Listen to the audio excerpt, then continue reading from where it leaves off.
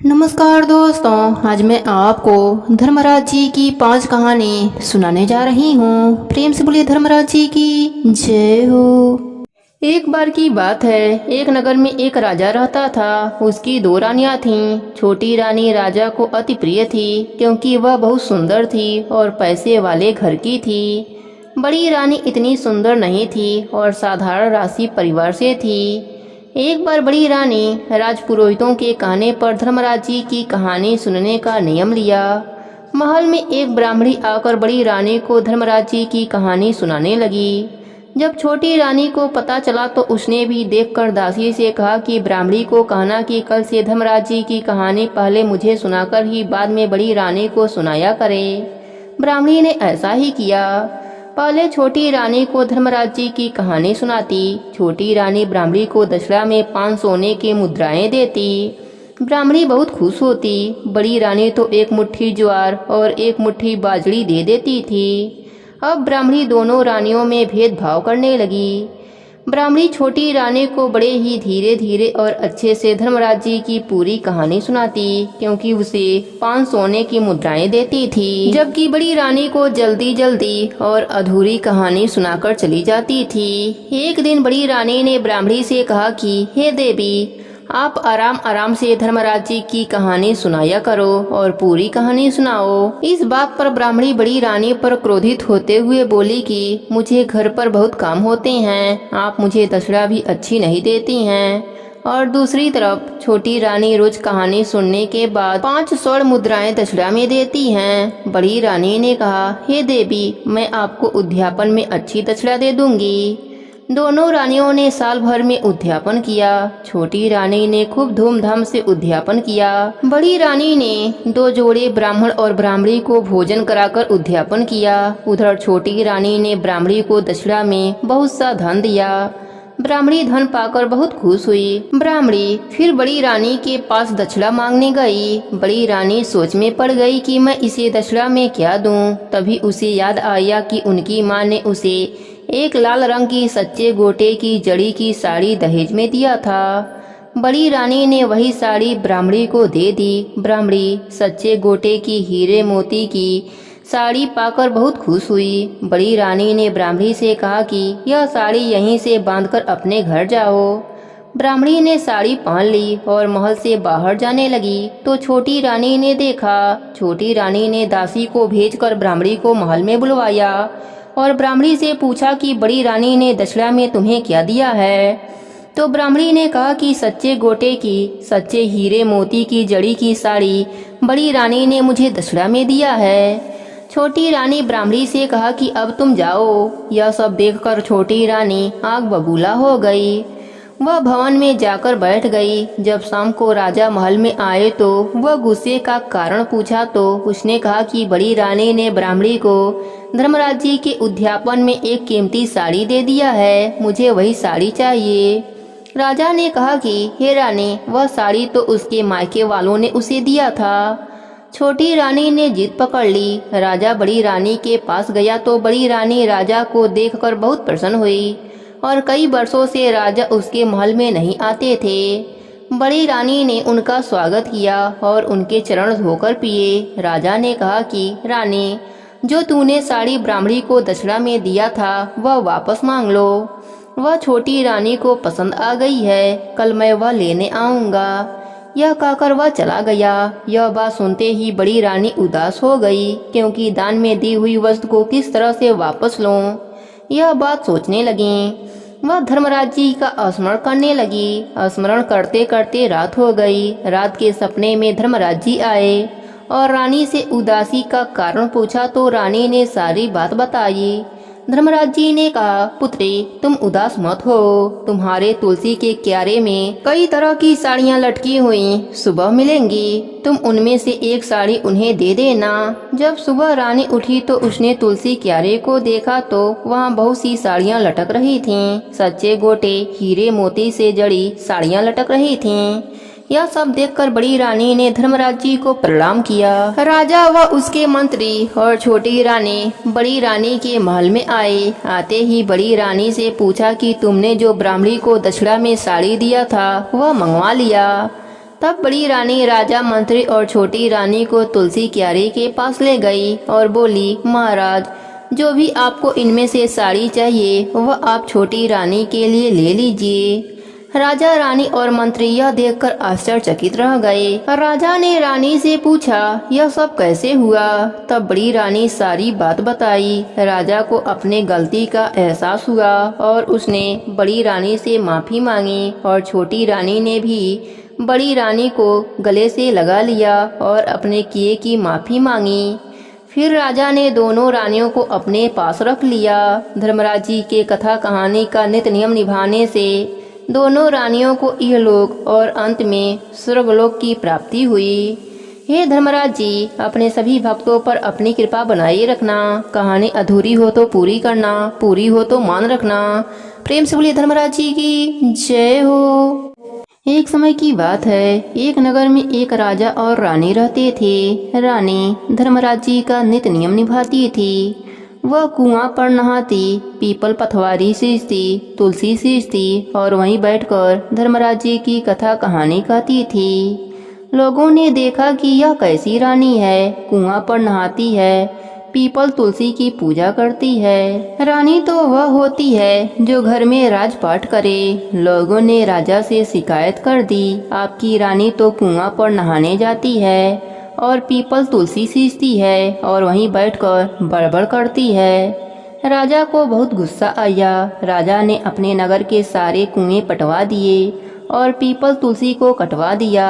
राजा अपने रानी को महल से निकाल दिया। रानी जंगल में चली गई। धर्मराज जी की कृपा से वहीं पर कुआं खुद गया, पीपल तुलसी लग गया। रानी कुआं पर नहाया करती, पीपल तुलसी सींचती और वहीं बैठकर धर्मराज जी की कथा कहानी कहा करती थी। इधर धर्मराज जी के कोप से राजा का राजपाट सब बर्बाद हो गया। राजा बोला, जब से रानी गई हैं, तब से मेरा सारा राजपाट धन दौलत बर्बाद हो गया। राजा रानी को खोजते हुए जंगल में आया। राजा वहां पर देखा कि यहाँ कुआं भी है, पीपल तुलसी का पेड़ भी है। रानी वहीं बैठकर कथा कहानी कह रही है। राजा ने रानी से कहा, तुम हमारे साथ चलो। जब से तुम हमारे घर से निकली हो तब से सारा राजपाट चौपट हो गया है। तब रानी बोली, जब हमारा नित्य नियम पूर्ण हो जाएगा तब हम आपके साथ चलेंगे। फिर राजा भी वहीं रहने लगा। राजा रानी दोनों ने धर्मराज जी के नित्य नियम को निभाया।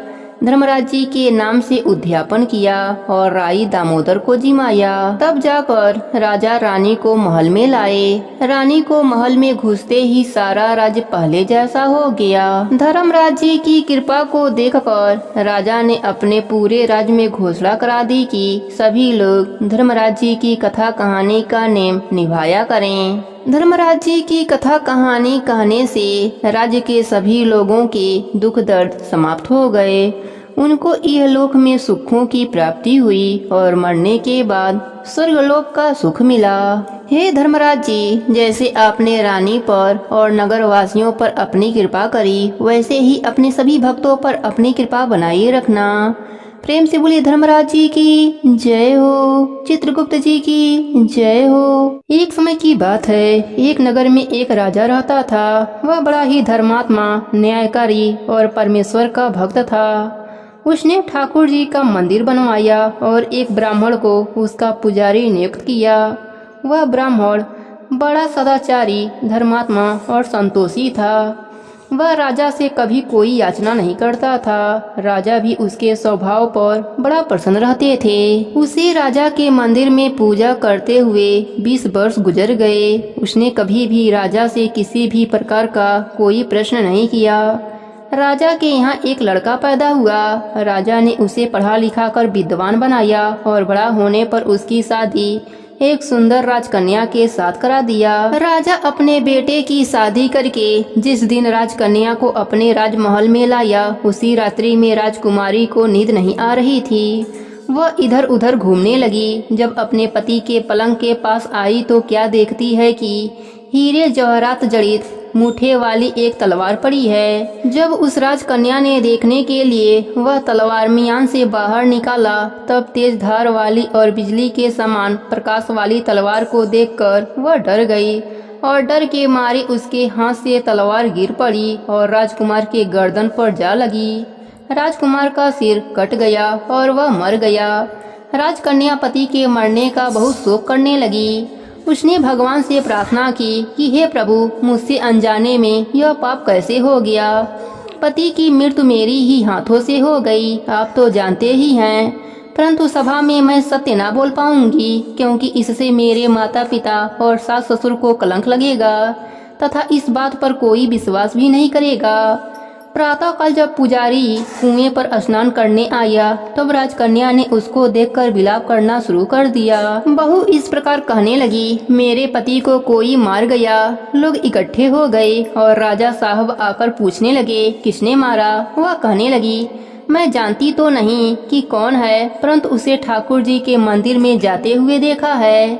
राजा समेत सभी लोग ठाकुर जी के मंदिर में आए तो ब्राह्मण पूजा करते हुए दिखा। उन्होंने उसे पकड़ लिया और पूछा, तुमने राजकुमार को क्यों मारा। ब्राह्मण ने कहा, मैंने राजकुमार को नहीं मारा, मैंने तो उनका राजमहल भी नहीं देखा है। इसमें ईश्वर साक्षी है, बिना देखे किसी पर अपराध का दोष लगाना ठीक नहीं है। ब्राह्मण की तो कोई बात भी नहीं सुनता था, कोई कुछ कहता तो कोई कुछ कहता। राजा का दिल भी बार बार यही कहता कि यह ब्राह्मण निर्दोष है, परंतु बहुतों के कहने पर राजा ने ब्राह्मण से कहा, मैं तुम्हें प्राण दंड तो नहीं दे सकता, लेकिन जिस हाथ से तुमने मेरे पुत्र को तलवार से मारा है, तेरा वह हाथ काटने का आदेश देता हूँ। ऐसा कहकर राजा ने उसका हाथ कटवा दिया। इस पर ब्राह्मण बड़ा दुखी हुआ और राजा को अधर्मी जान उस देश को छोड़कर चला गया। वहाँ वह खोज करने लगा कि कोई विद्वान ज्योतिषी मिले तो बिना किसी अपराध हाथ कटने का कारण उससे पूछूं। किसी ने उससे बताया कि काशी में एक विद्वान ज्योतिषी जी रहते हैं।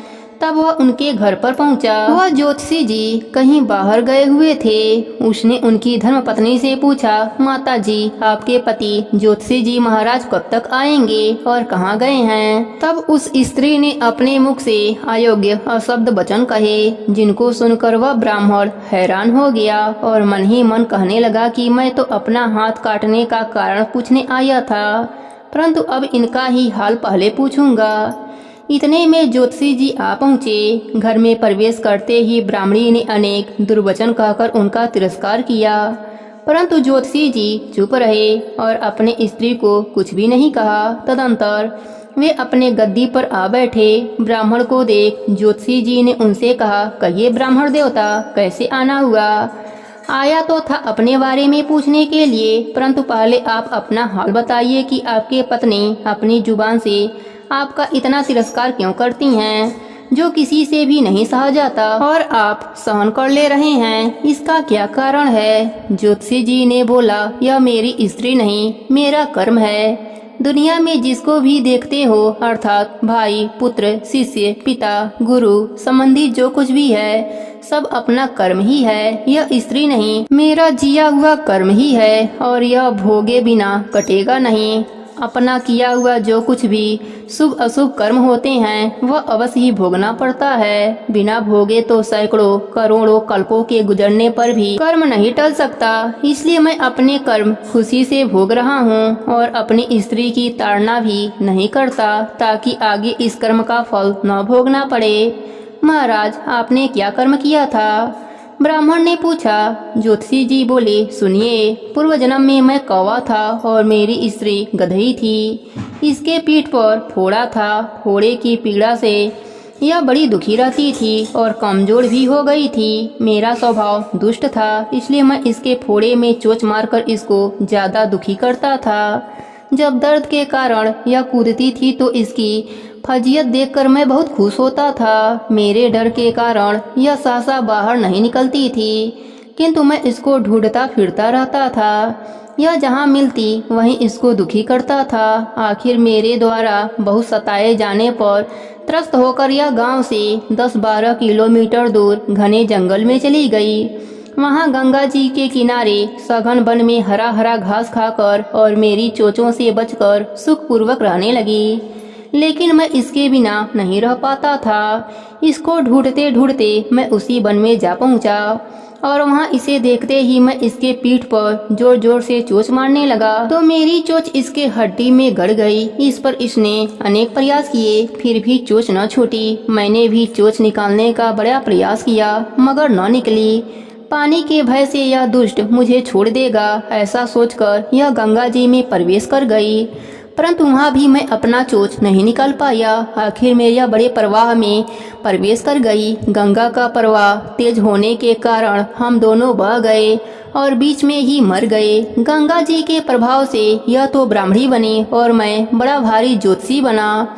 अब वही मेरी स्त्री हुई जो मेरे मरण प्रयत्न अपने मुख से गाली निकालकर मुझे दुख देगी और मैं भी अपने पूर्व कर्मों का फल समझकर सहता रहूंगा। इसका दोष नहीं मानूंगा क्योंकि यह किए गए कर्मों का ही फल है, इसलिए मैं शांत रहता हूँ।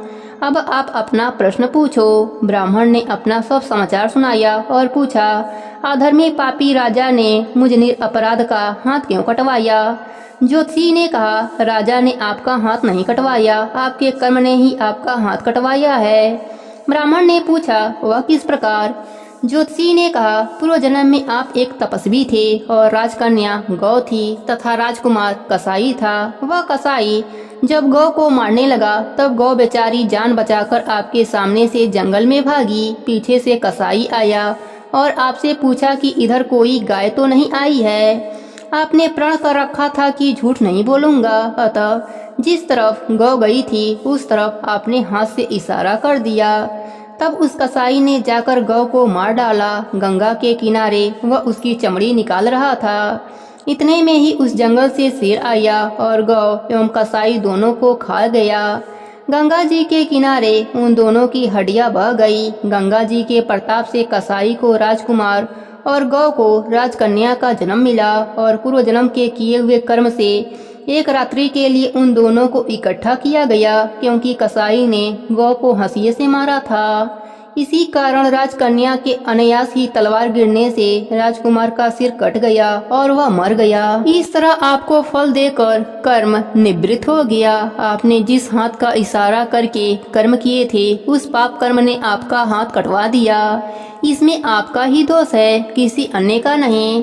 ऐसा निश्चय कर सुखपूर्वक रहिए। कितना सहज है ज्ञान संयुक्त जीवन। यदि हम इस कर्म सिद्धांत को मान लें और जान लें तो पूर्वकृत घोर से घोर का फल भोगते हुए भी हम दुखी नहीं होंगे, बल्कि अपने चित्त की क्षमता बनाए रखने में सफल होंगे।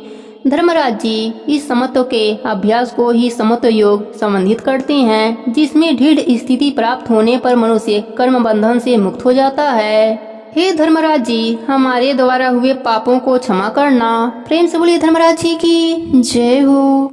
एक समय की बात है, एक गांव में एक माँ बेटी रहती थीं। वह बहुत ही गरीब थीं। माँ रोजाना दूसरे के घरों में चक्की से आटा पीसने जाती और थोड़ा सा आटा बचा कर लाती और उनके आटे में कंकड़ पत्थर मिला आती थी। यह बात बेटी को अच्छी नहीं लगती थी। वह बोलती कि माँ, चोरी नहीं करनी चाहिए, धर्मराज जी के यहाँ जाकर कष्ट भोगना पड़ेगा। वह अपने माँ को रोजाना समझाती थी पर उसकी माँ नहीं मानती। वह चिढ़ जाती और अपने बेटी से कहती कि तेरे को काले कुत्ते से ब्याह कराऊंगी। वह थोड़ी बड़ी हुई तो उसकी माँ कहती कि अब तेरे ब्याह का समय आ गया है। वह लड़की घबरा जाती और धर्मराज जी से प्रार्थना करती कि आप सबका लेखा जोखा लेते हैं, मेरी रक्षा करना। अब उसकी प्रार्थना धर्मराज जी ने सुनी। धर्मराज जी खुद ही काले कुत्ते का रूप बदलकर घर के बाहर आकर बैठ गए। जीभ लपलपाती हुई वह लार टपक रही थी। माँ बाहर निकली तो देखा कि काले रंग का कुत्ता बाहर बैठा है। माँ खुश हो गई और कुत्ते को अंदर लाकर उससे बेटी की शादी करा के विदा कर दिया। आगे आगे कुत्ता व पीछे पीछे लड़की चले जा रहे थे। उसे कुत्ते में से बदबू आ रही थी, लेकिन वह उसकी गंदगी पोंछती रही और पीछे पीछे चलती रही। वह दोनों स्वर्ग लोक पहुँच गए और धर्मराज जी अपना रूप बदल लिया। वह लड़की बहुत खुश हुई। उसने धर्मराज जी के पाँव पकड़ लिए। धर्मराज जी ने कहा, तुम हमें रोजाना याद करती थी, इसलिए हम ही तुमसे शादी करने आ गए। अब वह आराम से स्वर्ग लोक में रहने लगी। थोड़े ही दिन बाद उस लड़की की माँ मर गई तो धर्मराज जी पहचान गए और उसे सोने का पुर्सा बनाकर एक कोठरी में डाल दिया। अब उसी दिन उस लड़की ने धर्मराज जी से कहा कि महाराज, मैं यह सारे कमरे देखना चाहती हूँ। धर्मराज जी ने कहा कि तुम सारे कमरे देखकर क्या करोगी, लेकिन उसने जिद करी तो धर्मराज जी ने सारे कमरे दिखा दिए। सब में मृतलोक से आए हुए प्राणी थे, सभी को अपने अपने कर्मों की सजा मिल रही थी। सब कुछ देख देख कर कमरे को बंद करती रही। आखिरी में आखिरी वाला कमरा खोला तो उसमें उसकी माँ लेटी थी और उसके आंख में चाकी का किला घूम रहा था। यह देखकर वह डर गई और धर्मराज जी को बुलाया और पूछा, यह क्या हो रहा है। उन्होंने बताया कि यह तुम्हारी माँ है और यह अपने कर्मों की सजा भोग रही हैं। यह देखकर बेटी रोने लगी और कहा, यह आपकी भी सास हैं, इनको एक बार मृतलोक में भेजिए और याद दिलाइए कि धर्मराज जी का उद्यापन करें। धर्मराज जी ने उसकी माँ को वापस मृतलोक में भेज दिया और उससे कहलवाया कि तुम धर्मराज जी के कहानी सुनकर उद्यापन करके आओ। वह बुढ़िया वापस आई और उसने धर्मराज जी की कहानी सुनी और 13 दिन बाद मकर संक्रांति आई, तब उसने उद्यापन किया। 13 पाव ज्वार, आदमी व औरत के वस्त्र, सुहाग की सामग्री, छावड़ी, भगवान की मूर्ति, बेट, स्वेटर, मोजे, कंबल, तिल के लड्डू, फीड़ी, सोने चांदी का सामान, सिंहासन, आसन, लोटा, डोरा, कथा का किताब, छतरी, लालटेन, चप्पल, पावड़ी, माला आदि सारी वस्तुएं लाकर कहानी सुनकर के व्रत का उद्यापन किया। वह ब्राह्मण ब्राह्मणी को जोड़े से जिमा कर दक्षिणा दिया, उन्हें विदा किया। धर्मराज जी की कहानी सुनने से, उद्यापन करने से उसे स्वर्गलोक मिला, उसके सारे पाप नष्ट हो गए। हे धर्मराज जी, जैसे उस बुढ़िया के पाप नष्ट किए, उसे स्वर्गलोक का वास दिया, वैसे ही अपने सभी भक्तों पर अपनी कृपा बनाए रखना। प्रेम से बोलिए धर्मराज जी की जय हो। बहुत पुरानी बात है, एक नगर में एक साहूकार रहता था। साहूकार बहुत ही अमीर था, किंतु उसके कोई भी संतान न थे। उसने कई जप तप किया, दया धर्म के काम किए, पर संतान नहीं हुई। वह बहुत धार्मिक विचारों वाला था, दान पुण्य करता रहता था, पूजा पाठ किया करता था। एक बार गुरु जी के कहने पर वह धर्मराज जी का नित्य नियम निभाया। धर्मराज जी उससे प्रसन्न हुए और साहूकार से बोले, तुम्हारी तपस्या से प्रसन्न होकर मैंने तुम्हें पुत्र दिया, किंतु यह पुत्र केवल 18 वर्ष तक ही जीवित रहेगा। जिस दिन इसकी आयु 18 वर्ष पूरी होगी, उसी दिन आधी रात को इसकी मृत्यु हो जाएगी। साहूकार घबरा कर बोला, प्रभु यह क्या वरदान दे रहे हैं, ऐसा अनर्थ मत करें। धर्मराज जी बोले, मुझे जो कहना था वह कह दिया, मेरा कहा हुआ टाला नहीं जा सकता। इतना कहकर धर्मराज जी अंतर ध्यान हो गए। साहूकार ने यह बात अपने पत्नी को बतलाई। उसकी पत्नी ने कहा, कम से कम 18 वर्ष तक तो हम लोग पुत्र सुख पाएंगे, हमने संतान तो नहीं कहे जाएंगे। साहूकार की पत्नी गर्भवती हुई और समय आने पर उसने एक सुंदर बालक को जन्म दिया। उसका पालन पोषण अच्छे से होने लगा। 18 वर्ष का होते होते वह युवक दिखने लगा। साहूकारनी को उसके विवाह की चिंता सताने लगी। साहूकार विवाह का बात टालता रहा। साहूकारनी ने बहुत जिद करी। तब साहूकार ने बेटे का विवाह एक अच्छे घर की कन्या से करवा दिया। विवाह के बाद सब आनंद से रहने लगे, पर साहूकार को डर लगा रहता था। जब 18 वर्ष पूरा होने को शेष 1 महीना बच गया तो साहूकार बहू को मायके भेज दिया। अब माँ बाप उदास रहने लगे। सास बहू को बुलाने का जिद करने लगी। तब साहूकार बहू को लाने चल दिया। बहू को लेकर साहूकार जब घर आ रहा था, तब रास्ते में बैठकर फूट फूट कर रोने लगा, क्योंकि आज उसके बेटे का अंतिम दिन आ गया था। बहू को समझ में नहीं आ रहा था कि ससुर जी क्यों रो रहे हैं। वह पूछने लगी कि उनको क्या तकलीफ है। तब ससुर ने बतलाया कि तेरे पति का आज अंतिम दिन है। धर्मराज जी उसे हमें सिर्फ 18 वर्ष तक के लिए ही दिया था। कहते हुए साहूकार फिर से रोने लगा। बहू ने कहा, पिताजी आप चिंता मत कीजिए, सब ठीक हो जाएगा। पिताजी आप मुझे 4 चीज लाकर दे देना, दीपक, गंगा जल, थोड़ा अनाज और एक गाय। साहूकार ने कहा, बहू यह सब चीजें घर पहुँचते ही मैं लाकर तुम्हें दे दूंगा, और कुछ चाहिए हो तो वह भी ले लेना। दोनों घर आ गए। शाम होने से पहले साहूकार ने वह सारी चीजें मंगवा दी। बहू ने सास के पैर छूकर आशीर्वाद मांगा और कहा, रात में मेरे कमरे में कोई न आवे। अंधेरा होने पर बहू ने दरवाजे पर दीपक जलाकर रख दिया। रात के पहले पहर में धर्मराज जी के भेजे 2 दूत दरवाजे पर आकर खड़े हो गए। वह अंदर आने लगे। दीपक ने उन्हें रोक दिया। दीपक ने कहा, यह मेरा पहरा है, कोई भी भीतर नहीं जा सकता। दूत वापस चले गए। धर्मराज जी ने अपने 4 दूत भेजे।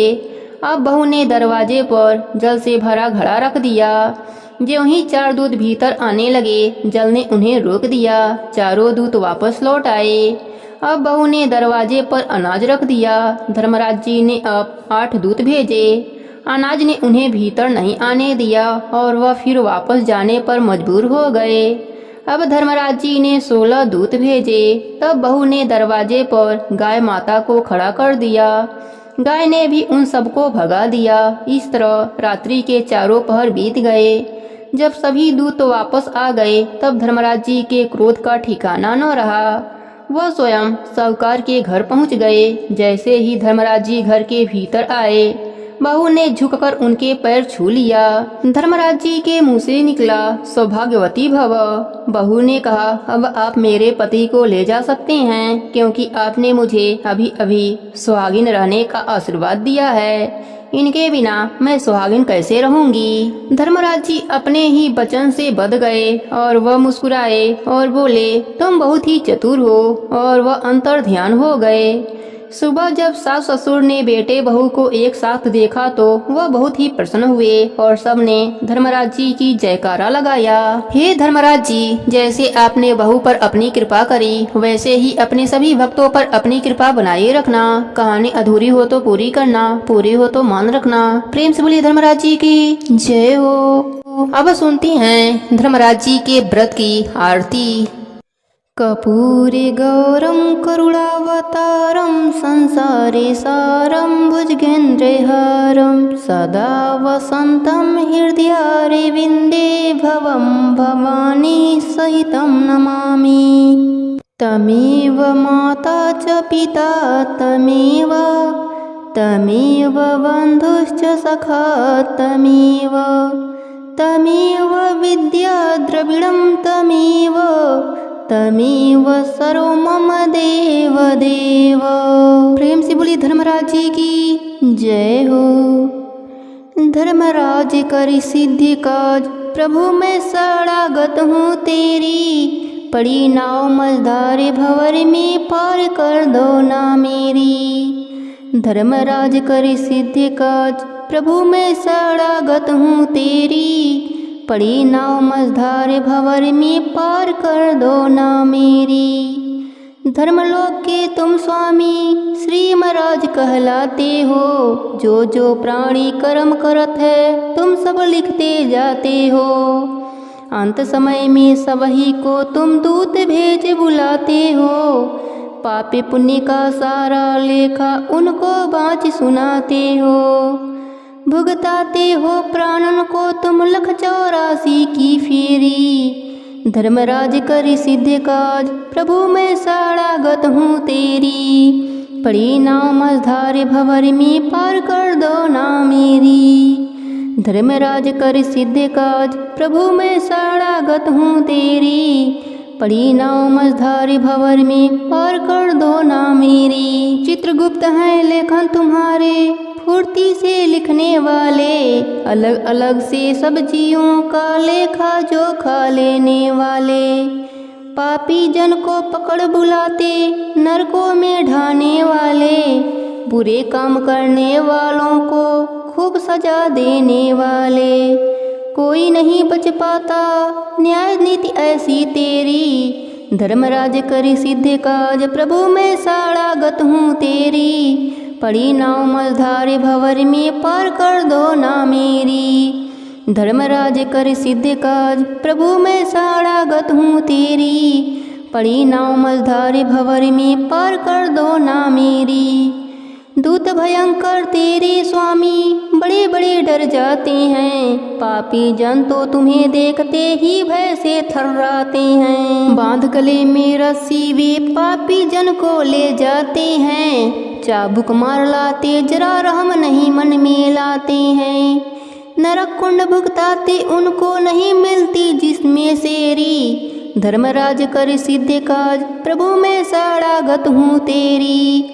पड़ी नाव मझधार भंवर में पार कर दो ना मेरी। धर्मराज कर सिद्ध काज प्रभु मैं साड़ागत हूँ तेरी। पड़ी नाव मझधार भंवर में पार कर दो ना मेरी। धर्मी जन को धर्मराज तुम खुद ही लेने आते हो। सादर ले जाकर उनको तुम स्वर्ग धाम पहुँचाते हो। जो जन पाप कर से डर कर तेरी भक्ति करते हैं। नर की यातना कभी ना करते भव सागर से तर जाते हैं। हम सब पर भी कृपा कीजिए जपते हैं हम सब आपकी माला। धर्मराज जी कर सिद्ध काज प्रभु मैं साड़ागत हूँ तेरी। पड़ी नाव मझधार भंवर में पार कर दो ना मेरी। धर्मराज कर सिद्ध काज प्रभु मैं साड़ागत हूँ तेरी। पड़ी नाव मझधार भंवर में पार कर दो ना मेरी। प्रेम से बोलिए धर्मराज जी की जय हो। चित्रगुप्त जी की जय हो।